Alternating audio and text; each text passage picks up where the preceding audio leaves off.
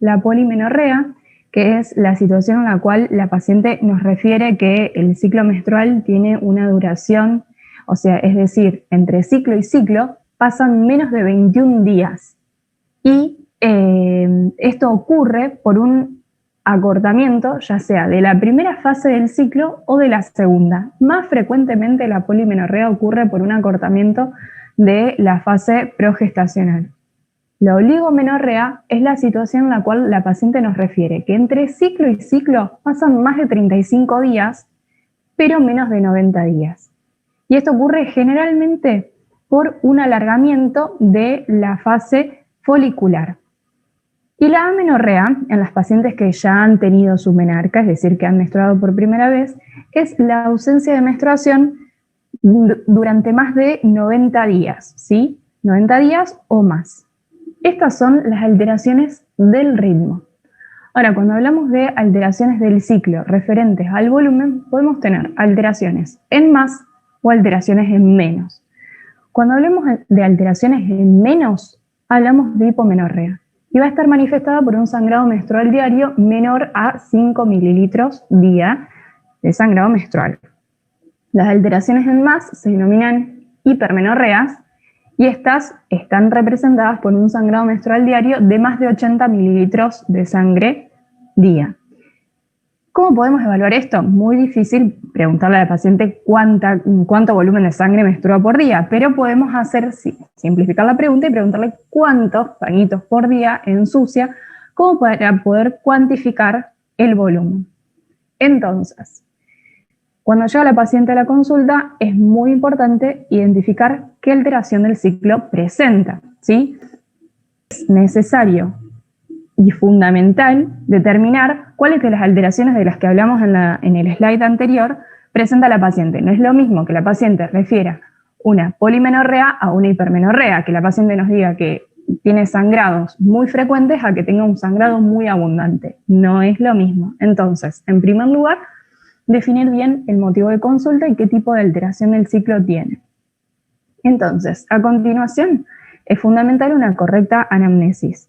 Saber si la paciente que tenemos enfrente es una paciente adolescente o es una paciente de 30, 40 años que ya ha iniciado relaciones sexuales, o bien es una paciente que está cursando la perimenopausia. Entonces, fundamental, y esto para todos los pacientes que evaluemos, los antecedentes personales, su edad, sus antecedentes ginecológicos, si ha tenido menarca, a qué edad, si está cursando la perimenopausia, su paridad, los antecedentes clínicos y sus antecedentes quirúrgicos, si es una paciente que ha tenido antecedentes de legrados, si consume algún tipo de medicación que pueda favorecer los sangrados, si es una paciente que está anticoagulada, que está antiagregada, y las alergias.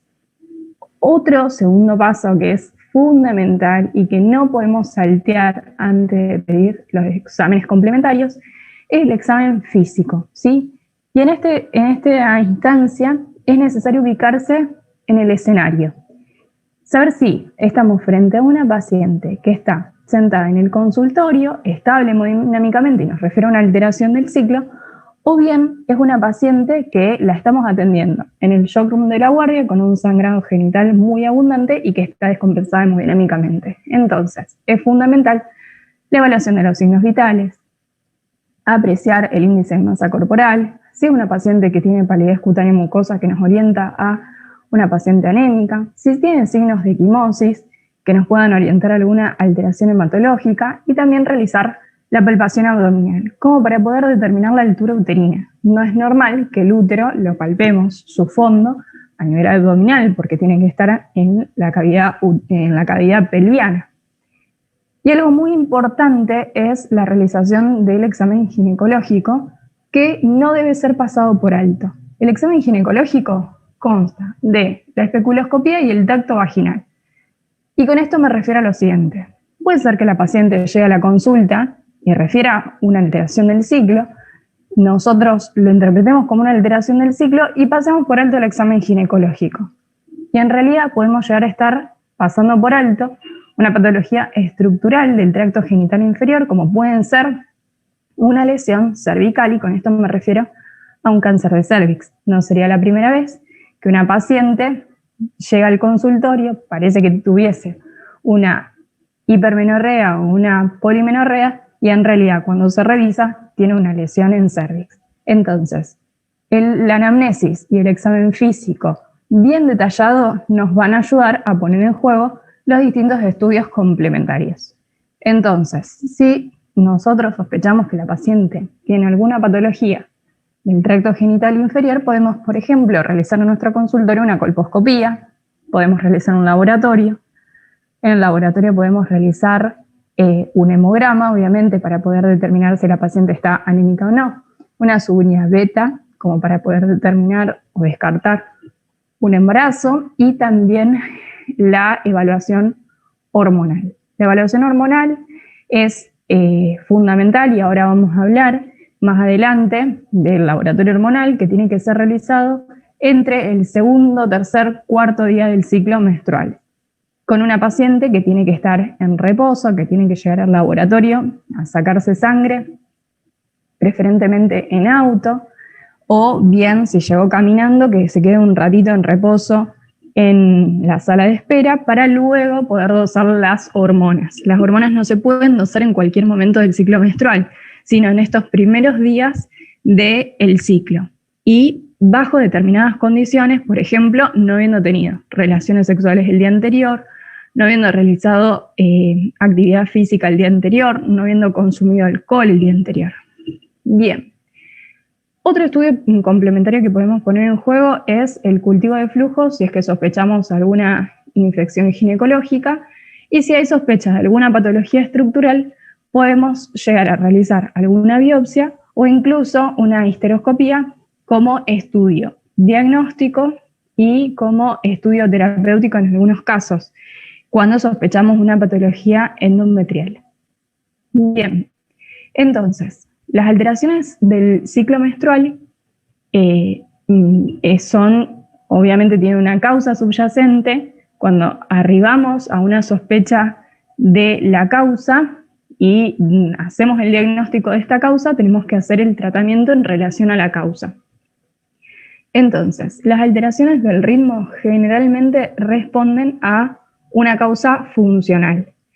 Y el objetivo de esto, entonces, va a ser regularizar el ciclo. ¿Cómo lo hacemos? A través del aporte hormonal, que lo podemos hacer con testosterona, con medroxiprogesterona, con anticonceptivos orales combinados, cuando deseamos sumar un método anticonceptivo.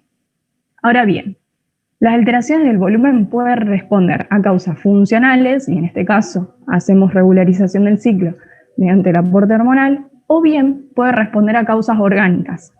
Más frecuentemente las alteraciones del volumen, la hipermenorrea, la hipomenorrea, se ven a causas orgánicas y tenemos que hacer tratamiento de la causa.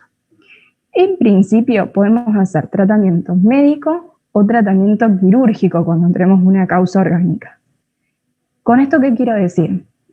Primero tenemos que apelar al tratamiento médico y el tratamiento quirúrgico que sea nuestra segunda opción o la última opción, no el primer paso terapéutico. Entonces, por ejemplo, tenemos una paciente que presenta una hipermenorrea por una miomatosis uterina o por un pólipo endometrial y tenemos que evaluar distintos factores.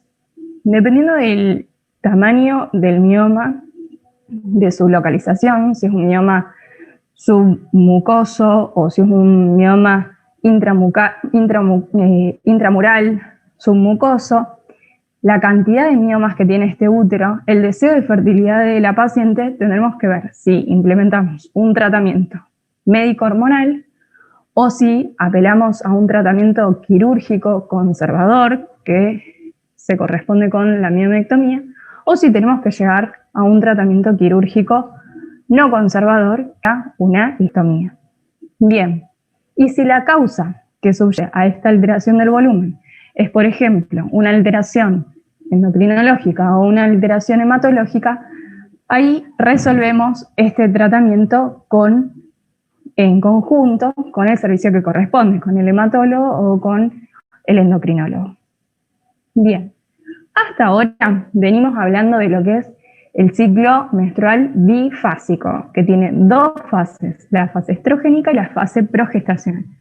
Pero hay otra situación que son los ciclos monofásicos. Como su nombre lo indica, los ciclos monofásicos tienen una sola fase, que es la fase estrogénica, y son ciclos anovulatorios. ¿Por qué?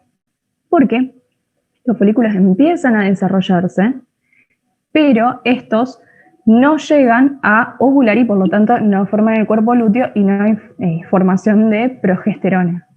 Estos ciclos monofásicos son característicos, es decir, son fisiológicos en la adolescencia, en los primeros 4 años de la vida ginecológica, es decir, a partir de la menarca esperamos que haya estos ciclos, o es esperable que existan ciclos monofásicos, y en la perimenopausia.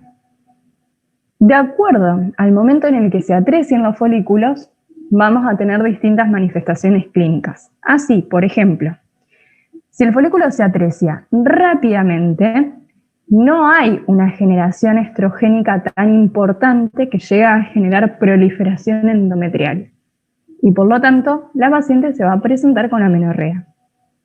Ahora bien, si los folículos se atrecian en 6 a 8 semanas, entonces va a haber una estimulación estrogénica sobre el endometrio bastante prolongada y en algunos casos puede ser exagerada y podemos llegar a tener una hiperplasia endometrial que la paciente lo va a manifestar, esto ocurre generalmente en la perimenopausia, y la paciente lo va a manifestar con una ginecorragia, una pseudomenstruación, que no es normal. Y entonces en esos casos sí vamos a tratar con el aporte o la corrección del hiperestrogenismo y el aporte hormonal, que puede hacerse con progesterona, con anticonceptivos combinados orales. Y en esto quiero hacer hincapié.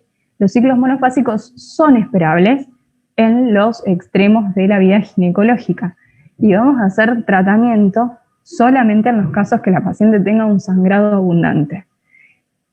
Sobre todo en la perimenopausia, y la vamos a estudiar esta paciente, ¿sí? Pero podemos, en los casos monofásicos que tengan algunas alteraciones menstruales, podemos ir esperando a la paciente. Y no es necesariamente tratar, por ejemplo, en la adolescencia o en todas las pacientes perimenopáusicas, tratarlas. Hay que estudiarlas y ver si tratamos. Bien, entonces venimos hablando que de la indemnidad del eje y del resto del aparato reproductor femenino surge un correcto desarrollo de un ciclo bifásico.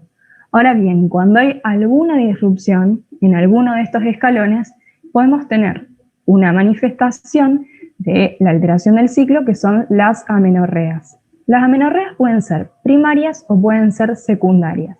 Las amenorreas primarias son la ausencia de menstruación en aquellas pacientes que no han tenido menarca, que según la bibliografía pueden ser pacientes de 16 a 18 años que no han tenido menarca, y las causas pueden ser causas anatómicas uterinas, causas ováricas, centrales, sistémicas. Generalmente son causas anatómicas y causas genéticas. Y las amenorreas secundarias, como ya lo mencionamos anteriormente, es la interrupción de la menstruación por 90 días o más. Algo que tenemos que tener muy en claro es que la primera causa de amenorrea secundaria, o sea, una paciente que ya tuvo menarca, es el embarazo. Entonces, es fundamental en estas pacientes realizar una subunidad beta cuando evaluamos una amenorrea. Las amenorreas las podemos clasificar según el sitio de origen. Vamos a focalizarnos en las amenorreas secundarias. Este tema es un tema bastante complejo, así que vamos a tratar de ser lo más esquemáticos posibles como para poder saber cuáles son las causas y qué es lo que vamos a encontrar en el laboratorio. Bien, si tenemos una amenorrea de origen central, es decir, que la lesión está a nivel hipotalámico o la alteración funcional se encuentra a nivel hipofisario, tenemos las siguientes causas. Las causas pueden ser orgánicas o pueden ser funcionales.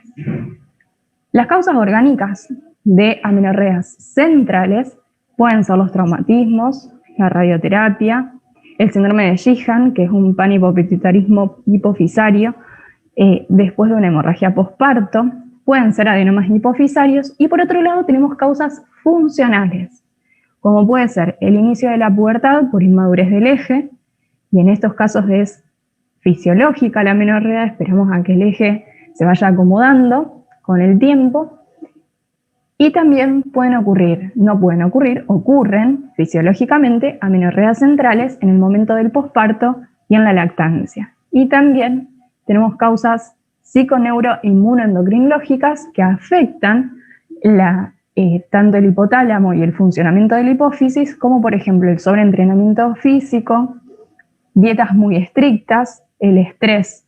Podemos tener en estos casos amenorreas centrales. ¿Qué es lo que vamos a encontrar en el laboratorio? Bien, vamos a fijarnos en los distintos escalones del eje y entonces, el hipotálamo segrega el factor liberador de gonadotrofinas, que generalmente no se dosa en el laboratorio, pero sí lo que podemos dosar son las gonadotrofinas. Si sabemos que hay alguna alteración a nivel central, lo primero que vamos a tender a pensar es que las gonadotrofinas van a estar disminuidas, es decir, que vamos a tener una amenorrea central hipogonadotrófica. Pero algo que tenemos que reconocer es que en estos casos las gonadotrofinas pueden estar normales, es decir, podemos tener amenorreas centrales normogonadotróficas. ¿Y qué es lo que vamos a encontrar a nivel más, en un estrato más bajo? Los estrógenos que van a estar disminuidos generalmente, ¿sí? Bien, ¿qué pasa si la alteración está a nivel del ovario, que es el que tiene los folículos que son productores de los estrógenos? Como puede pasar en un síndrome ovario resistente o en una falla ovárica prematura o en la menopausia precoz o después de una quimioterapia. Bien, ¿qué podemos encontrar en el laboratorio cuando existe una amenorrea de origen ovárico? Lo normal es que encontremos los estrógenos bajos y las gonadotrofinas, pensemos escalón para arriba, pueden ser normales o pueden estar aumentadas. Bien, ¿qué pasa si tenemos una alteración a nivel uterino, como puede ocurrir en el síndrome de Asherman, post tratamiento de un endometrio, por ejemplo, luego de legrados repetidos, donde se barre toda la membrana basal del endometrio y entonces este no puede regenerarse? O como puede ocurrir en una endometritis tuberculosa. Bueno, lo que vamos a tener es una alteración meramente anatómica. Por lo tanto, el laboratorio va a ser un laboratorio hormonal normal. Y como ya les dije, el laboratorio hormonal tiene que revisarse en un momento preciso del ciclo menstrual. En estas pacientes vamos a tener que poner en juego cierta medicación como para generarle un ciclo y poder dosar las hormonas. Ahora vamos a hablar de eso y poder estudiar este tipo de amenorreas. Bien, entonces, ante una paciente que llega al consultorio con amenorrea, fundamental consultar bien, indagar bien si se trata de una amenorrea, cuánto tiempo de evolución tiene, si estuvo precedido por ciclos menstruales normales o si tuvo alteraciones menstruales. Fundamental una anamnesis en la cual vamos a tener en cuenta la edad de la paciente, si inició la menarca, si inició relaciones sexuales, cuál es su antecedente de paridad, si ha tenido abortos recurrentes con requerimiento de legrados uterinos evacuadores. También tener en cuenta sus patologías clínicas como la obesidad y la diabetes, y el examen físico es fundamental. Tenemos que apreciar el índice de masa corporal, sobre todo la distribución del tejido graso y la presencia de signos de hiperandrogenismo, como es el acné, la seborrea, la alopecia, el hirsutismo, que nos pueden orientar a un síndrome de ovario poliquístico. Y también el examen ginecológico, prestando especial atención a los genitales y a posibles malformaciones. Bien, y en los exámenes complementarios tendremos en cuenta la evaluación estructural a través de ecografías que pueden ser transabdominales o transvaginal. La realización de un laboratorio es fundamental, el hemograma, la subunidad beta, porque recuerden que la principal causa de amenorrea secundaria es el embarazo. Y después pedimos el laboratorio hormonal, que también puede incluir la función tiroidea y la prolactina. Y si sospechamos una causa central, podemos pedir estudios de imágenes más complejos, como por ejemplo una resonancia de cráneo. Bien, ante estudios complementarios que no sean concluyentes en el estudio de una amenorrea secundaria o una oligomenorrea, podemos poner en juego pruebas, ¿sí?, que son para estudiar a la paciente. No estamos hablando de administrar hormonas para hacer tratamiento. Lo que voy a hablar son de pruebas para estudiar a la paciente y poder establecer cuál es la causa de su amenorrea. En primer lugar, podemos utilizar la prueba de progesterona, que consiste en la administración de progesterona micronizada durante 7 días. Generalmente, o le vamos a pedir a la paciente que tome la progesterona a la noche porque genera bastante malestar y somnolencia. Entonces, hace 7 días de progesterona y la prueba va a ser positiva si después de la administración de la progesterona presenta un sangrado menstrual, y va a ser negativa la prueba si después de la administración de la progesterona la paciente no tiene sangrado. Si la prueba es positiva, nos hace pensar que la paciente tiene estrógenos suficientes como para generar la proliferación endometrial, y luego de la administración de la progesterona, que se la damos nosotros, hace el sangrado menstrual.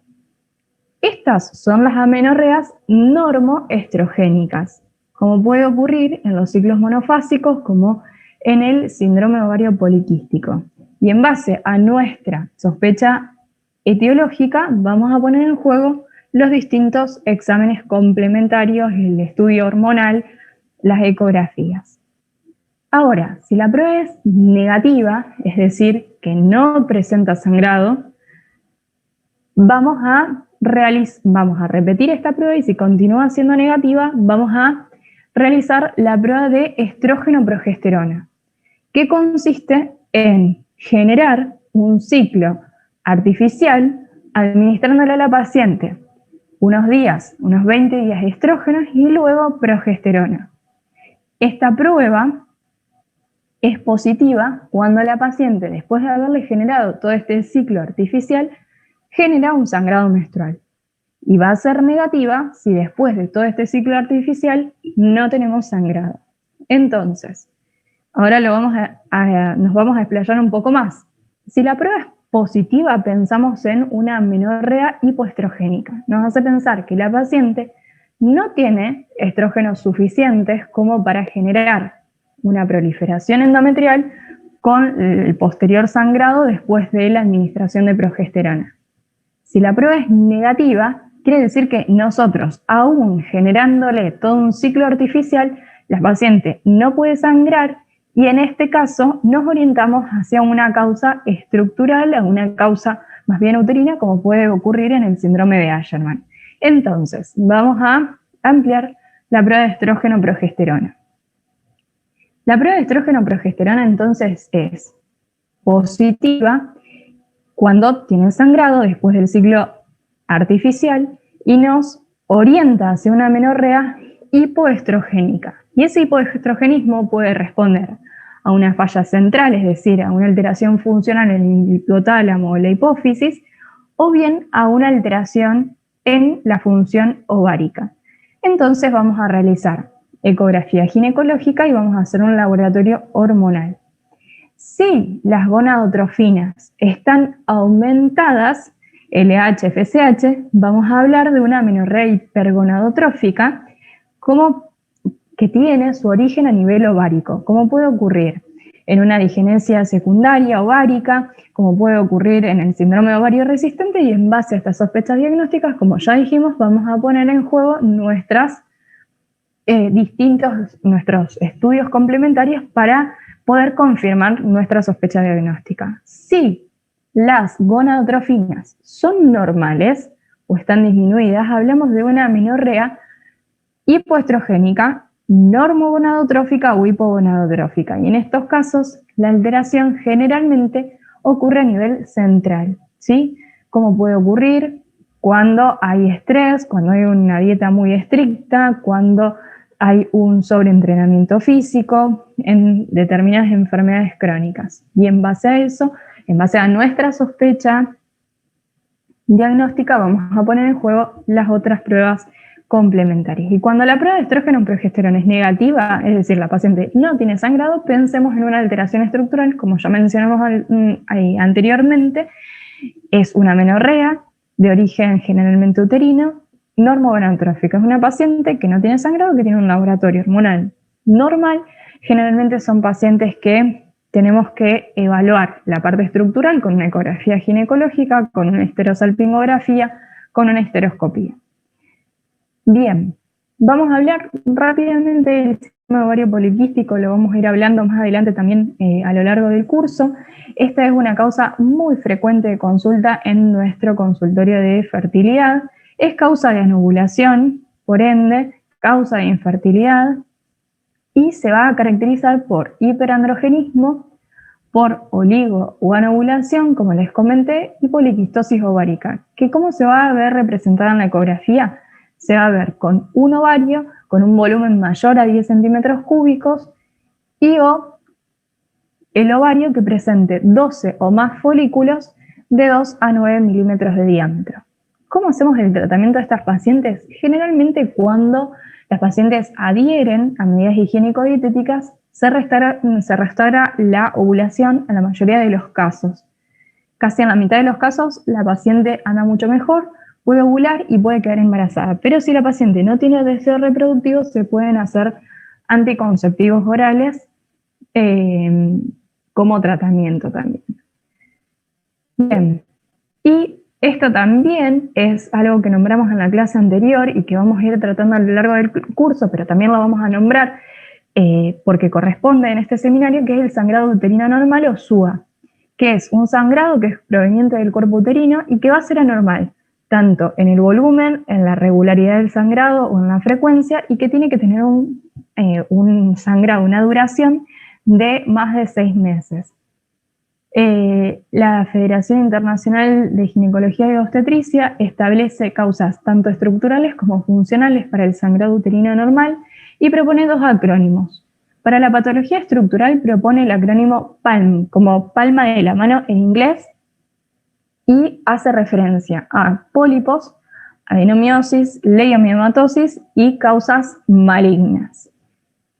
Y para las causas funcionales propone el acrónimo COIN, como moneda parecido a moneda en inglés, haciendo referencia a las coagulopatías, a las alteraciones ovulatorias, endometriales, las causas iatrogénicas y causas no especificadas. Cuando tenemos una paciente con un sangrado uterino normal en el consultorio es muy importante, siempre con la anamnesis, identificar el signo. Cuál es el volumen, cuál es la frecuencia del sangrado, el ritmo del sangrado intermenstrual, cuándo comenzó el cuadro, la duración del mismo y determinar, esto también es importante, cuál es la afectación de este signo en sus actividades de la vida diaria.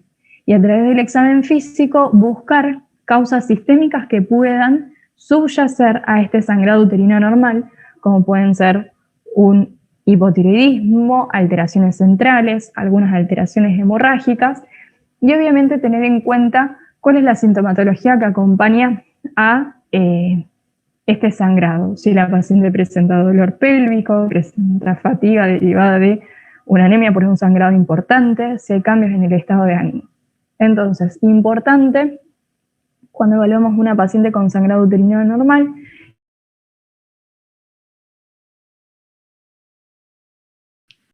Me parece que se quedó trabado el audio de Enki, justo. Si querés hacemos un impasse ahí, Yani, ya que aprovechamos. Hay una de las preguntas, ya nos pasó esto, así que alguien, Luchi, Bueno. manejate con Enki para que retome. Buenas noches a todos. Bueno, Yani ya la presenté antes, es Hola. parte del staff de ginecología del ECA. Algo importante es que Yani empezó con este curso en el 2014, fue la que trajo la idea, pero era solo de gineco. Se hizo por 7 años y ahora por primera vez se hace en conjunto. Pero bueno, para una vez presentada, preguntarte, Yani, si una de las chicas en el chat pregunta, ¿es correcto decir que la perimenopausia puede dar una menorrea hipergonadotrófica? Claro, a ver, este tema que por ahí resulta medio denso y cansador es súper importante que lo tengamos medianamente en claro porque es uno de los motivos de consulta frecuentes en nuestra práctica diaria y lo vemos en los extremos de la vida, que bien lo explicó Enki, tanto en las chicas cuando recién empiezan a menstruar como en la perimenopausia o la transición hacia la menopausia, donde empezamos a ver estas alteraciones del ciclo, que son funcionales, son fisiológicas, y en la mayoría de los casos no las tratamos más que esperarlas, salvo, como bien explicó Enki, que genere alguna, obviamente, metrorragia y lleve a la anemia a la paciente, si no, no es necesario. Respecto a las gonadotrofinas, ¿cómo las vamos a tener en una paciente en la perimenopausia? Tal cual, aumentadas. Es el primer signo de perimenopausia, un aumento de la FSH. Hacemos diagnóstico de menopausia cuando la paciente tiene una FSH más de 40. Un valor normal de FSH, una paciente joven en edad fértil, tiene que ser menor de 12. Cuando hablamos que tiene su FSH más de 40, o sea que es una hipergonadotrófica, o sea sería una menorrea hipergonadotrófica, estamos ante una menopausia. O sea, hacemos diagnóstico, pero a la vez de tener ese laboratorio tenemos que tener una paciente con 1 año sin menstruar. O sea, si está 12 meses sin menstruar, no sé qué pasó. No, seguí tranquila, ahí compartió pantalla. Seguí tranquila. Entonces, cuando tenemos una paciente con esa FSH y clínicamente no menstrua durante 12 meses, podemos decir que la paciente ya está menopáusica. Pero bueno, empieza el aumento de esa FSH previo a quedarse, digamos, sin sus ciclos normales. Así que está bien esa pregunta, sí, es correcta. No sé bien. ¿Cuál era la otra? Y si usábamos la prueba de progesterona en la práctica diaria. Sí, claro, la seguimos usando. Sobre todo, bueno, uno de los motivos de consulta también muy frecuente es el síndrome de ovario poliquístico, y para hacer el diagnóstico del mismo hacemos siempre prueba de progesterona. Le damos 7 días de progesterona a la paciente, y una vez que menstrua, tomamos ese ciclo, esa menstruación, para poder dosar hormonas. Entonces, entre el segundo y el 4.º día de esa menstruación provocada, le hacemos dosar todo el perfil hormonal y nos permite, obviamente, hacer diagnóstico. Eso también es importante y lo usamos siempre.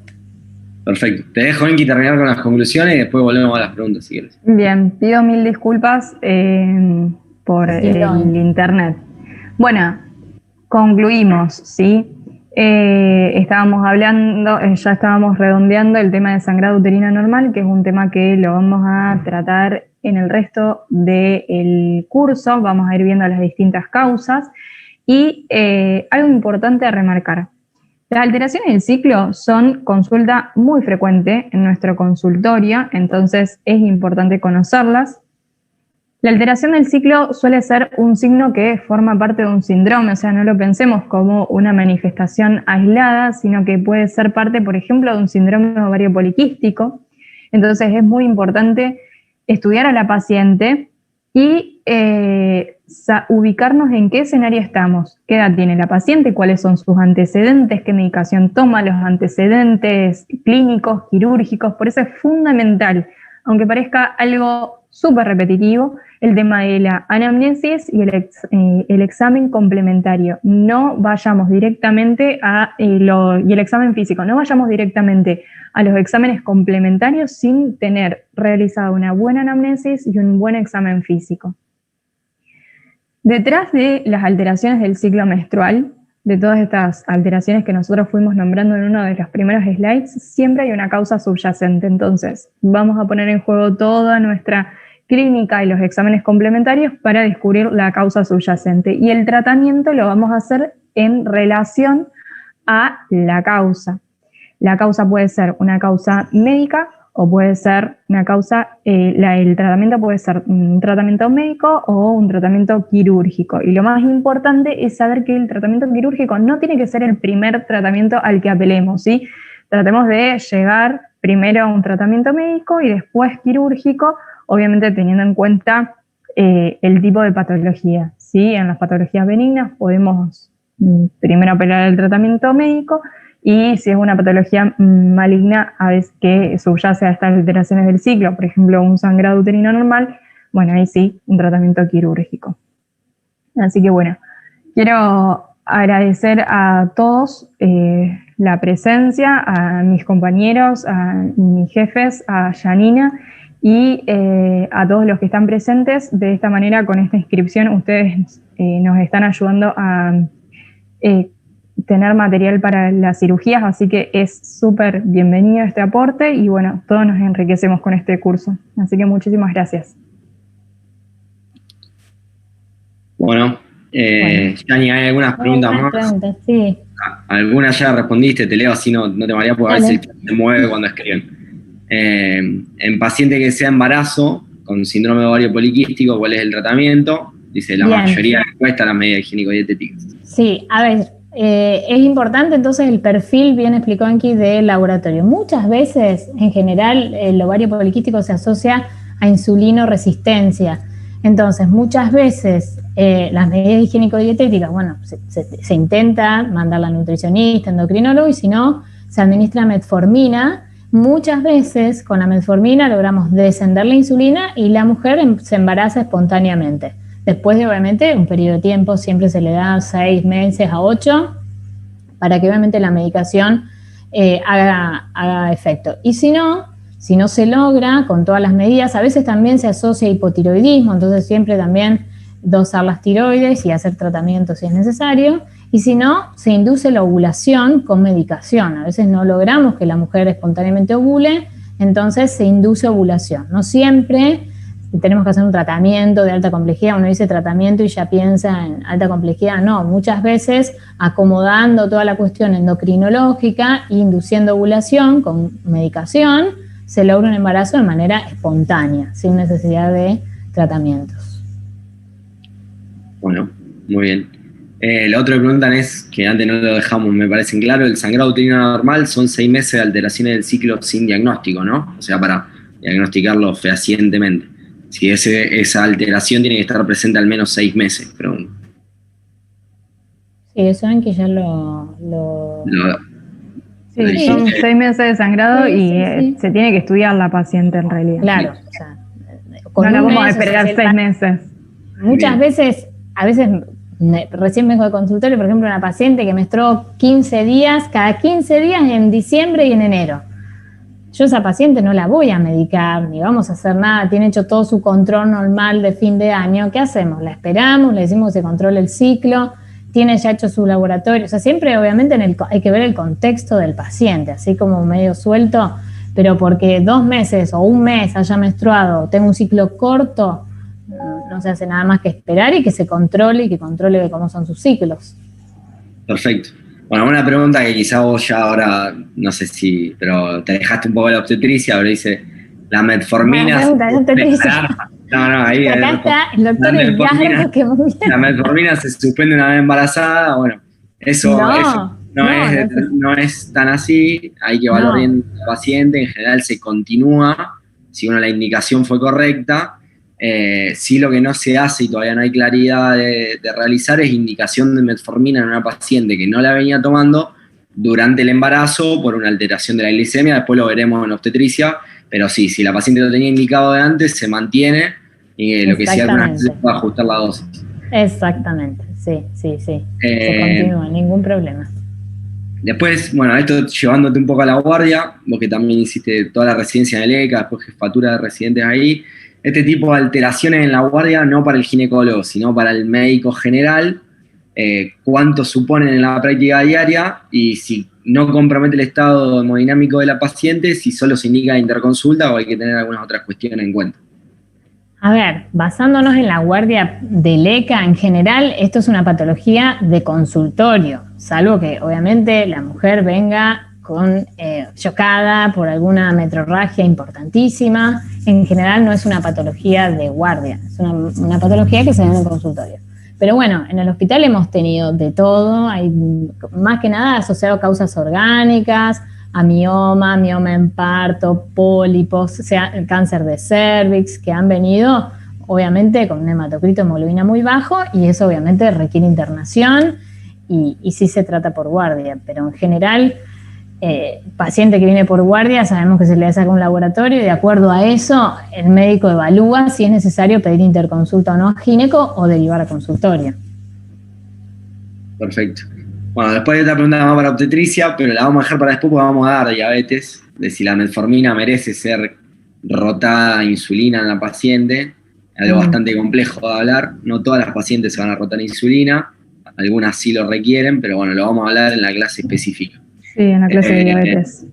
Bien. Después creo que no quedó ninguna pregunta sin responder. No sé si Ahí yo había levantado la mano. Perdón, Edgar, perdón, no lo vi. Aprovechando que tengo micrófono y tengo... Janina, me encanta verte, una alegría verte, Janine. Yo también, me alegra mucho verte.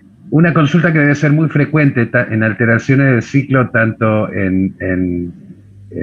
por aumento como puede ser la utilización de los métodos anticonceptivos por parte de las pacientes, ¿no? El spotting, ahora con el asunto del implante. Sí, sí. No sé qué, porque eso debe ser también una cuestión bastante común y que puede llevar a distintas preocupaciones por parte de la mujer, ¿no? Buenísima esa pregunta. La verdad que hoy, la gran mayoría consume anticonceptivos. Muchas veces mejoramos muchísimo. El spotting es el sangrado intermenstrual cuando el paciente toma anticonceptivos, o no, pero bueno, asociado al anticonceptivo, que es la pregunta, muchas veces le decimos al paciente, a las chicas, que mejoren el horario de la toma, y con eso muchas veces se mejora notablemente estos sangrados intermenstruales. Muchas chicas lo tomo a la noche. ¿Y a la noche qué es la noche? Un día a las 2 de la mañana, otro día a las 9 de la noche, otro día a las 3 de la mañana. Entonces eso muchas veces genera la alteración del ciclo. Los anticonceptivos orales están hechos para que a las 24 horas la dosis se vuelva a tomar, si no genera esta alteración del ciclo. Y después, bueno, en general los otros anticonceptivos no, están ligados a la toma, a la forma de la toma, digamos.